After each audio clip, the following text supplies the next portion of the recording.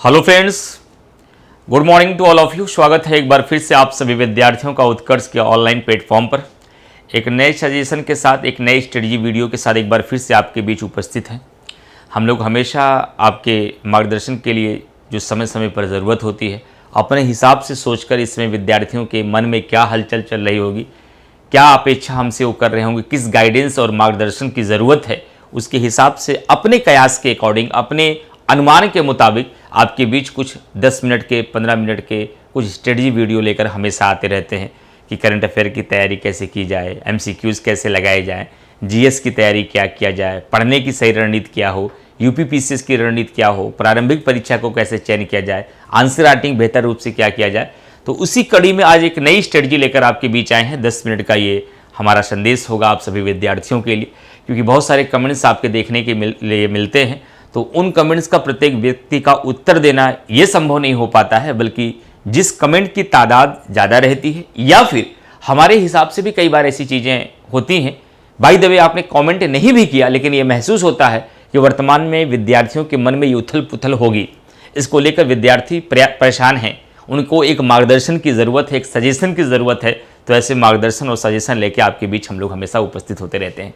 जैसा कि आप हमने यहाँ पर देख रहे हैं हमारे पीछे कि UPPSC RO 2024 लास्ट 80 डेज की डेली टारगेट क्या हो, बेस्ट टाइम टेबल इसका क्या होना चाहिए। क्योंकि ये जहाँ एक तरफ UPPCS के एग्ज़ाम के पोस्टपोन होने की चर्चाएं बहुत तेज़ हैं आपके बीच, वहीं पर आपके जो RO का एग्ज़ाम है वो 22 दिसंबर को निश्चित है। संभावना भी पूरी है कि 22 दिसंबर को एग्ज़ाम कंडक्ट हो जाएगा, क्योंकि ऑलरेडी एक बार 11 फरवरी को एग्ज़ाम हुआ था और कुछ कारणों की वजह से कैंसिल हो गया था, जो आप लोग जान ही रहे हैं। और वो एग्ज़ाम जो आगे हुआ है, जिसकी तैयारी में बहुत सारे विद्यार्थी लगे हुए हैं। और विद्यार्थियों के बीच एक बात मैंने कॉमन देखी है, UPPCS के एग्ज़ामिनेशन में 3 तरह के बच्चे होते हैं। एक सीरियस, एक थोड़ा कम सीरियस, एक बिगिनर। बिगिनर केवल पहली बार परीक्षा को देखने के लिए जाते हैं। जो कम सीरियस हैं वो लड़ाई लड़ते हैं कि देखते हैं कि इस बार क्या होता है, परीक्षा पैटर्न को समझते हैं। जो बहुत सीरियस बच्चे हैं वो पूरी गंभीरता के साथ प्रीलिम्स को क्रैक करने का प्रयास करते हैं। लेकिन हम जो RO के एस्पिरेंट्स को देखते हैं, जो RO के विद्यार्थी होते हैं, उसमें 70% विद्यार्थी ऐसे होते हैं कि जिनके जीवन का एक लक्ष्य केवल और केवल RO का एग्ज़ाम होता है। RO का एग्ज़ाम होता है ज़्यादातर बच्चों का। 20% विद्यार्थी ऐसे होते हैं जो UPPCS का एग्ज़ाम देते हैं, साथ ही साथ RO को भी साधना चाहते हैं। और 10% विद्यार्थी ऐसे होते हैं कि जो RO के लिए फॉर्म भरने का परसेंटेज बता रहे हैं, एग्ज़ाम में सफल होने वाले को परसेंटेज नहीं, जो फॉर्म भरने की तादाद होती है उसमें बता रहे हैं। 10% विद्यार्थी ऐसे होते हैं जो RO के लिए अपना सब कुछ झोंक देना चाहते हैं, कि कोई कसर नहीं छोड़ना चाहते, एट एनी हाउ मुझे फाइनल कर देना है। और जाहिर सी बात है, इन सारे विद्यार्थियों के लिए बीच में समय तो खूब मिला। जिन विद्यार्थियों ने 11 फरवरी के एग्ज़ाम तक अपनी तैयारी कर ली थी, तो जाहिर सी बात है कि उनकी तैयारी 70 to 80% हो ही गई रही होगी। और 100% सिविल सेवा में कभी तैयारी किसी की हो भी नहीं पाती है। लेकिन फिर आपका इतना समय मिला, लंबे समय पहले तो यही अनुमान था कि जुलाई में एग्ज़ाम हो जाएगा, लेकिन जुलाई में जाकर ये कन्फर्म हुआ कि एग्ज़ाम आपका अब दिसंबर में गया। तो आप लोग की तरफ UPPCS के लिए लगे थे, कुछ विद्यार्थी वो हैं जो केवल समीक्षा के लिए लगे हैं, और कुछ विद्यार्थी ये हैं जो इसी के लिए जी रहे हैं। तो ऐसे में अंतिम 80 दिनों के लिए अब विद्यार्थियों के लिए RO की क्या रणनीति होनी चाहिए, क्या टारगेट डेली का होना चाहिए, क्या बेस्ट टाइम टेबल होना चाहिए, डेली हम 80 दिनों तक क्या करते रहें। मैंने ये बात पहले बोल दी है कि वही विद्यार्थी हैं जिन्होंने 11 फरवरी को ही एग्ज़ाम देने का मन बना लिया था। कुछ 30% विद्यार्थी ऐसे होंगे जो 11 फरवरी को पहले देखने के लिए जा रहे थे, लेकिन अब 22 दिसंबर को सिलेक्शन लेने के लिए जा रहे हैं। ये अंतर आ गया, क्योंकि विद्यार्थियों को 6 से 7 महीने का समय मिल गया। जिनको 6 से 7 महीने का समय मिला, उन्होंने भी अपनी तैयारी बेहतर कर ली है। इसका मतलब अब ज़्यादातर विद्यार्थी, फॉर्म भरने वालों की जो संख्या में जो गंभीर विद्यार्थी होते हैं, उसमें ज़्यादातर की संख्या इस प्रकार है कि सर प्रीलिम तो अब निकाल ही लेना है, कैसे भी निकाल लेना है। उनकी अब 80 दिनों की रणनीति क्या हो, जाहिर सी बात है तैयारी तो पूरी हो चुकी है लगभग, लेकिन अब अंतिम बार उसको तराशना है, उसे बेहतर करना है, अपनी कमियों में सुधार करना है, बैलेंस बना के रखना है, कोई पक्ष कमजोर ना होने पाए इसका ध्यान रखना है, एग्जाम ओरिएंटेड काम करते रहना है। इसके लिए बेस्ट रणनीति सर क्या होनी चाहिए, उसी के बारे में आपको समझाता हूं कि डेली टारगेट क्या हो, बेस्ट टाइम टेबल आपका क्या हो। डेली टारगेट के अनुसार बेस्ट टाइम टेबल आपका क्या हो, इसको फॉलो करेंगे तो निसंदेह रूप से आपको लाभ मिलेगा। डेली टारगेट क्या हो और इस डेली टारगेट को पूरा करने के लिए बेस्ट टाइम टेबल क्या हो, बेस्ट टाइम टेबल क्या हो, इस बात को भी ध्यान रखना है। बेस्ट टाइम टेबल क्या हो, ध्यान रखिएगा। हमें ऐसा लगता है कि अमूमन विद्यार्थी की अब कोचिंग क्लास पूरे हो गए होंगे, कुछ ऐसे विद्यार्थी होंगे जिनका अभी क्लास चल रहा होगा, लेकिन ज़्यादातर गंभीर वही है जिनका अब कोई कोचिंग नहीं है। उनका 4 घंटे 5 घंटे कोचिंग में नहीं बीत रहा होगा, उनका सेल्फ स्टडी और रिवीजन ही चल रहा होगा। बस बहुत कर रहे होंगे, कुछ लोग मेंटरशिप में होंगे, कुछ लोग टेस्ट सीरीज दे रहे होंगे, बस इतना ही हो रहा होगा, बाकी सेल्फ स्टडी आप लोग कर रहे होंगे। तो क्या क्या करना है उसको बताते हुए मैं आगे बढ़ूंगा, आप लोगों को ध्यान रखिएगा। देखिए, अब जाहिर सी बात है, वैसे तो हम अमूमन बताते हैं कि अगर आप लोगों के कोचिंग क्लास चल रहे हैं तो कोचिंग क्लास के बाद 6 से 5 से 6 घंटा सेल्फ स्टडी एनफ होती है, लेकिन इसमें कोचिंग क्लास नहीं है, सिर्फ सेल्फ स्टडी है। मैं कहता हूं साल भर केवल एवरेज में 5 से 6 घंटा चाहिए, लेकिन जब एग्जाम करीब हो तो इसकी संख्या बढ़ जाती है, तब 9 से 10 घंटे भी पढ़ाई करना पड़ता है। मैं ये स्ट्रेटजी उन विद्यार्थियों के लिए बता रहा हूं जिनको एट एनी हाउ सिलेक्शन लेना है, ऐसा नहीं कि हमें देखना है सर परीक्षा में बैठेंगे पैटर्न समझेंगे, उनके लिए स्ट्रेटजी नहीं है मेरी। ये स्ट्रेटजी हमारे उनके लिए है जो पिछले 2 सालों से 3 सालों से 4 सालों से लगे हैं। कई बार प्रीलिम्स हुआ, मेंस नहीं हुआ, कई बार प्रीलिम्स ही रुक गया, कई बार करीब पहुंचकर 2-3 क्वेश्चन से बाहर हो गए, उनके लिए है जिनकी संभावना पूरी तरीके से है। तो पहली बात तो ध्यान रखिएगा, हार्ड वर्क तो करना पड़ेगा क्योंकि कंपटीशन का दौर है। हमें लगता है जो बचे हुए अब 80 दिन हैं, इसमें आपको 10 घंटे तो पढ़ाई करनी चाहिए, 8 to 10 आवर्स सेल्फ स्टडी करने की जरूरत, इससे अधिक नहीं। 12 से 14 घंटे वो सब खाना पूर्ति होगी, हो नहीं पाएगी, लेकिन 8 से 10 घंटा अभी मेहनत किया जा सकता है और इतना मेहनत करना पड़ेगा अपने लक्ष्य को पाने के लिए। अब इस 8 से 10 घंटे में हम करें क्या सर, अभी से हमारा टाइम टेबल क्या हो? तो जाहिर सी बात है, देखिए अब आपके 80 दिन बचे हैं और आपके एग्जामिनेशन में लास्ट 80 दिन में आपको करंट अफेयर पर सबसे ज्यादा बल देना है, करंट अफेयर्स पर सबसे ज्यादा बल देना है। और मेरा ऐसा मानना है कि सबसे ज्यादा बल देते हुए इस पर कितना काम करना है, 2 आवर्स डेली काम करना चाहिए आपको। 2 आवर्स यानी 2 घंटे आपको डेली इसमें काम करना चाहिए, डेली करंट अफेयर में। 1 घंटे मान लीजिए, जैसा कि आप बहुत सारे विद्यार्थी हमसे जो परिचित होंगे वो DCA क्लास पढ़ते होंगे, डेली करंट अफेयर पढ़ते होंगे, 1 घंटे तो उनका इसमें जाता होगा। और 1 घंटे वो डेली अपने रिवीजन पर दें, अपने रिवीजन पर दें। और रिवीजन का मतलब जो पिछली क्लासेस उनकी हो चुकी हैं, जो पिछली क्लासेस उनकी हो चुकी है उसका रिवीजन करें। यदि कोई मैगजीन वो लेकर के आए हैं, वार्षिक मैगजीन अब लीजिएगा, वार्षिक या अर्धवार्षिक मैगजीन लीजिएगा, मंथली मैगजीन पढ़ने की अब जरूरत उतनी नहीं है प्रारंभिक परीक्षा के लिए। आप मंथली 6 मंथ की मैगजीन अगर कोई आ गई है या कोई वार्षिक मैगजीन आ गई है, उस मैगजीन को भी आप अध्ययन कर सकते हैं। कितना? उसी 1 आवर्स के बीच। 1 आवर्स में मोस्टली काम आप क्या करिए, जो पिछली क्लासेस आपकी DCA की हुई है, डेली करंट अफेयर में जो आप सब लोगों ने पढ़ा है, उसका 1 घंटे आप लोग रिवीजन कीजिए। 1 घंटे उसका रिवीजन करिए आप उसमें, वो चाहे मंथली टेस्ट के रूप में, चाहे वीकली टेस्ट के रूप में, चाहे आपके द्वारा जो स्वयं बनाया गया नोट से, बचा हुआ समय मैगजीन पढ़िए। और 1 घंटे DCA करते रहिए, क्योंकि इस DCA में भी बहुत सारा रिवीजन हम आपको कराते ही रहते हैं और नया करंट अफेयर आप पढ़ते भी रहते हैं। क्योंकि 22 दिसंबर का एग्जाम है, तो दिसंबर के शुरुआती चरण तक करंट अफेयर वैसे ही आना है। अभी हम लोग अक्टूबर माह में, तो आपको इधर तो कवर ही करना है। और एग्जाम के पहले के 2 महीने के करंट अफेयर ज़्यादा आते हैं।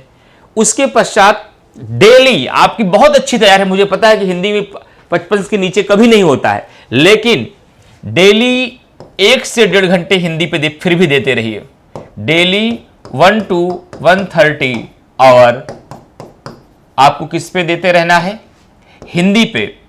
क्योंकि समीक्षा अधिकारी में आपको जैसा कि पता है कि हिंदी की भूमिका 60 प्रश्नों की है और केवल प्रीवियस ईयर प्रश्नों पर आधारित नहीं रहना है, कुछ नए कठिन कुछ और कॉन्सेप्ट को सीखते रहना है, ताकि हम उसको अधिक से अधिक चढ़ा सके, 58 तक लेके जाएं, 59 तक ले जाएं, 60 में 60 भी मार दे तो कोई अतिशयोक्ति नहीं होगी।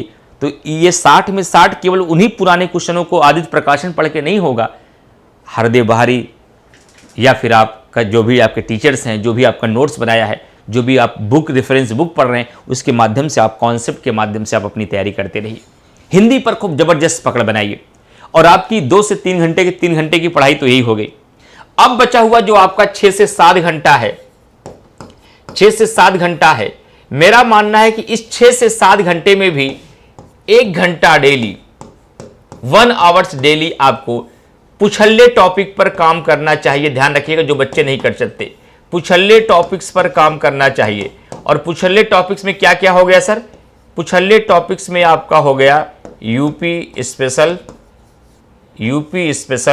साथ ही साथ जनगणना, साथ ही साथ कृषि एग्रीकल्चर, साथ ही साथ स्टैटिक जीके, साथ ही साथ मिसलेनियस यानी विविध वाले जो सवाल आते हैं इसको, साथ ही साथ रीजनिंग REASONING रीजनिंग, और साथ ही साथ कंप्यूटर। ध्यान रखिएगा बहुत एक एक क्वेश्चनों की लड़ाई है विद्यार्थी, एक एक क्वेश्चन पर आपको काम करना होगा तब जाकर आपका काम बनेगा। एक एक प्रश्न की आपकी लड़ाई है, एक एक प्रश्न के लिए अगर आप लड़ाई लड़ेंगे तब जाकर आपका काम होगा। मैं कह रहा हूं डेली 1 आवर्स इस पर समय देते, अभी से 80 घंटे तक डेली रेगुलरिटी के साथ, क्योंकि देखिए हर समय एक जैसा माइंड नहीं होता। हर समय ना जीएस पढ़ने का मन करेगा, हर समय जब करंट अफेयर पढ़ने का मन करेगा, ना हर समय हिंदी। तो देखिए पढ़ाई में भी टेस्ट बदलते रहिए। खाना खाते हैं लगातार सुबह से शाम तक, सुबह हलवा मिला, शाम को दोपहर में गाजर का हलवा मिला, शाम को भी हलवा पूड़ी मिल गई, उसके बाद रात को समय मिल रही, तो लगातार मीठा खाकर बोर हो जाएंगे ना, और दिन भर तीखा खाएंगे तब भी बोर हो जाएंगे। इसलिए खाने में भी आप टेस्ट बदलते हैं, तो पढ़ाई में भी टेस्ट बदलते रहिए। आराम नहीं करना है, एक से उबिए तो दूसरे में, दूसरे से उबिए तीसरे में। हर की सब्जेक्ट की, हर टॉपिक की अपनी गहराई है। जिसमें आपका ज्यादा दिमाग लगता हो उसको फ्रेश रहने पर पढ़िए, जिसमें कम दिमाग लगता हो कम फ्रेश रहने पर पढ़िए। जो आपको बहुत तैयार हो, जिसको आपको रिवीजन करने के बाद करना हो, जब उसको आपको मन ना लगे तब पढ़िए। और जिसमें आपको देखते ही अपने आप आनंद आ जाता है, कि जैसे कोई काम करने का मन ना लगे तो आपकी फेवरेट मूवी वीर जारा है या 3 इडियट है या जो भी आपकी मूवी है, उसको लगते ही एकदम चैतन्य हो जाए, हाँ अब तो मजा आ रहा है थोड़ा सा। तो जब आपका कुछ मन ना करे तो आप उस टॉपिक उठा लीजिए जिसको पढ़ना शुरू करते ही आपको आनंद आ जाता है, फिर उसको पढ़ना शुरू कर दीजिए आप।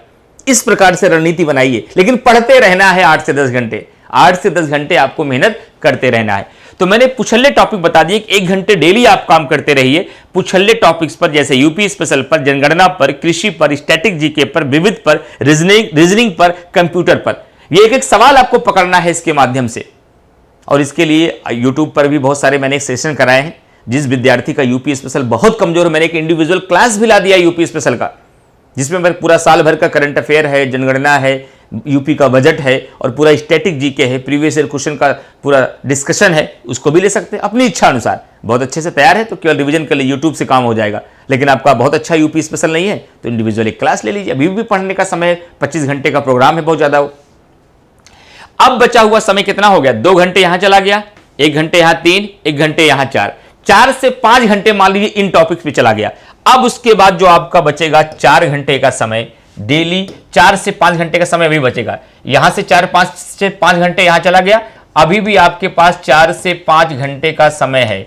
और जो ये 4 से 5 घंटे का समय आपके पास है, इसमें आप जीएस की तैयारी करिए। और इसमें जीएस की तैयारी में आप अपने अकॉर्डिंग जो सबसे कमजोर पक्ष है उसे सबसे ज्यादा समय दीजिए, जो सबसे मजबूत पक्ष है उसको छोड़ मत दीजिए, उसको सबसे कम समय दीजिए। आपका सबसे कमजोर पक्ष अगर पर्यावरण है तो पर्यावरण को सबसे ज्यादा समय दीजिए। सब उसके बाद कमजोर आपका साइंस है तो उसके बाद साइंस को दीजिए। आपका सबसे ज्यादा मजबूत है पॉलिटी तो पॉलिटी पर सबसे कम समय दीजिए। उससे ज्यादा मजबूत है आपका ज्योग्राफी तो उससे कम समय ज्योग्राफी पे। उससे ज्यादा कमजोर है हिस्ट्री तो उसके ज्यादा समय दीजिए आप हिस्ट्री पर। इस क्रम में आप करते क्या है? जो सबसे ज्यादा मजबूत है उसे सबसे ज्यादा पढ़ते हैं और जो कमजोर है उसको और दरकिनार करते हैं। ना ना ना ना ना, जो सबसे कमजोर है उसको सबसे ज्यादा पढ़िए, जो मजबूत है उसको कम पढ़िए। और इसमें ध्यान रखिएगा, इस 4 से 5 घंटे की पढ़ाई में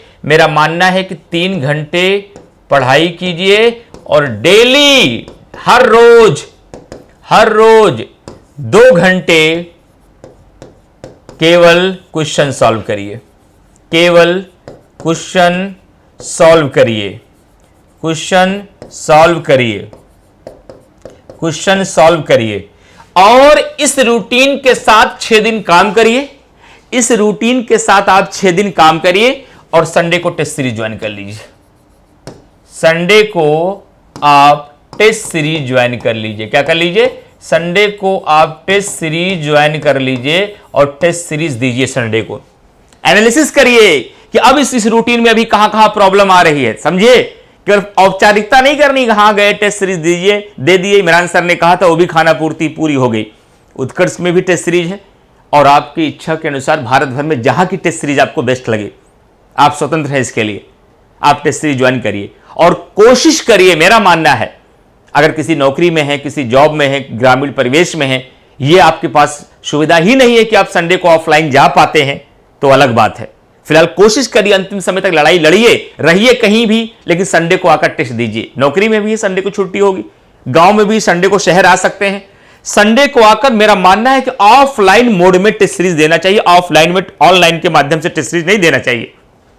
आपको परीक्षा जैसे माहौल में जाकर वहां ऑफलाइन बैठकर एकदम सारी औपचारिकताओं के साथ टेस्ट सीरीज देना चाहिए और उसका जैसे ही एक्सप्लेनेशन आपको मिले घर लौटिए, गहराई के साथ उसका मूल्यांकन कीजिए। क्वेश्चन कहां से गड़बड़ाए, जीएस से गड़बड़ाए कि करंट से, यूपी स्पेशल से गड़बड़ाए कि करंट अफेयर से, कि कंप्यूटर से गड़बड़ाए, इन्वायरमेंट से, जो कमी आए आगामी 6 दिन में वो परिवर्तन कर दीजिएगा। अपनी इस टाइम टेबल में जो कमी आपको अपनी मिले उसी के अकॉर्डिंग परिवर्तन कर दीजिएगा। उसको अधिक समय दीजिएगा, उसको कम दीजिएगा। अगली टेस्ट सीरीज में वो बेहतर आपका होना चाहिए और अपनी कमियों के अनुसार 80 दिनों तक ऐसे मरहम लगाते रहिए। प्रत्येक संडे को टेस्ट देते रहिए, डेली 2 घंटे प्रीवियस ईयर क्वेश्चन सॉल्व करते रहिए, अधिकाधिक क्वेश्चन सॉल्व करते रहिए और रेफरेंस बुक नहीं बल्कि अपने क्लास नोट्स, और या तो आप ऑनलाइन के तमाम सहारे ले सकते हैं, गूगल विकिपीडिया से भी आप ले सकते हैं, नेट का भी यूज कर सकते हैं। और इस माध्यम से अगर ये रणनीति के साथ आप 80 दिनों तक चलेंगे तो जो विद्यार्थी परीक्षा के बहुत करीब हैं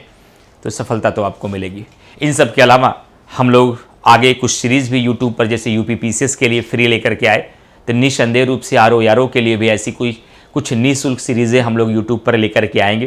कुछ नए प्लान हम लोग कर रहे हैं, लेकिन हम हमेशा जब लोग कोई नई सीरीज आप विद्यार्थियों के लिए लेकर आते हैं तो ये जरूर जानना चाहते हैं हमारे विद्यार्थियों की क्या राय है। तो आप सभी लोग कमेंट बॉक्स में सबसे पहले तो ये बताइएगा ये स्ट्रेटजी आपके लिए कितना बेहतर साबित हो सकती है आपको सफल बनाने में। साथ ही साथ आपके क्या सुझाव हैं कि YouTube पर हम आप लोगों के लिए क्या बेहतर प्रोग्राम ला सकते हैं, क्वेश्चन के रूप में, MCQs के रूप में, प्रैक्टिस के रूप में, क्या ऐसा कर सकते हैं। हम लोगों का क्या सहयोग चाहते हैं, उत्कर्ष की पूरी टीम का क्या सहयोग चाहते हैं जो आपकी तैयारी में और बेहतर हो जाए और आपकी तैयारी में और 4 चांद लगे और आपकी सफलता सुनिश्चित हो पाए। कमेंट बॉक्स में कमेंट करके ज़रूर बताइएगा। उम्मीद करते हैं कि बहुत अच्छे से आप लोगों ने पूरी स्ट्रेटजी समझी होगी। लेकिन मेरी अपील है, स्ट्रेटजी बताने का मतलब केवल सुनाना नहीं है, इसके कुछ व्यूज़ लेके नहीं आने हैं। इसका मतलब है कि तमाम प्रदेश भर के विद्यार्थियों को हम लोग अपना मार्गदर्शन दे सकें और इस मार्गदर्शन को इम्प्लीमेंट करके विद्यार्थी अपनी तैयारी को और गहराई दें और अपनी सफलता सुनिश्चित कर सकें। तो इसका पालन भी करना है। मुख्य उद्देश्य यही है कि विद्यार्थी इसका पालन करें। उसके बावजूद भी अगर हमसे कोई और सुझाव चाहते हैं, किसी मुद्दे को लेकर आपको और डाउट है, कोई और हमसे आप सजेशन और स्ट्रेटजी चाहते हैं, तो कमेंट बॉक्स में ज़रूर बताइएगा ताकि आपके कमेंट के माध्यम से हम अपने अगले प्रोग्राम ला सकें। बहुत धन्यवाद, शुक्रिया।